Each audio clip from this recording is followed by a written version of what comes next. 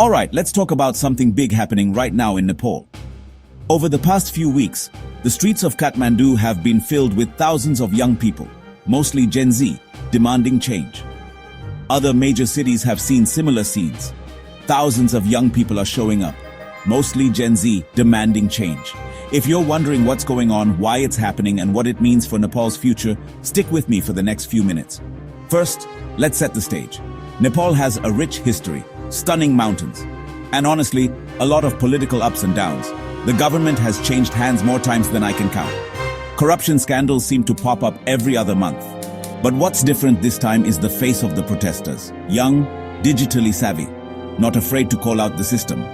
So what sparked these protests? It all started with a corruption scandal that broke out a few weeks ago. Allegations surfaced about government officials pocketing millions, money meant for public projects, roads, schools, hospitals. For a lot of young Nepalese, this was the last straw. They're tired of empty promises, and they want real accountability. But here's where it gets interesting. These protests aren't just about corruption. They're about jobs, education, and a sense that the system isn't working for ordinary people. Unemployment is high, especially among the youth. Many young Nepalese feel like they have to leave the country to find a decent future. That frustration is boiling over. Now let's talk about how these protests are organized. This isn't your typical top-down movement with a single leader calling the shots. Instead, it's grassroots, decentralized, and powered by social media, TikTok, Instagram, Twitter.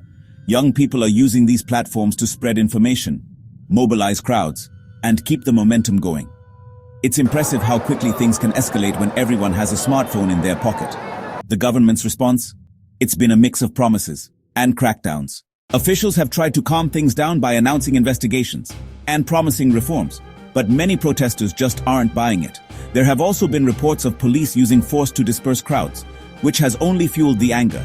So, what does this all mean for Nepal? On the one hand, it's a sign that young people are more engaged than ever. They're refusing to stay silent and demanding a seat at the table. On the other hand, the road ahead is anything but clear. Real change takes time, and there's always the risk the movement could lose steam or be co-opted by political interests. But here's the thing. What's happening in Nepal isn't just about one country. It's part of a bigger global trend of young people standing up, getting organized, and demanding better from their leaders.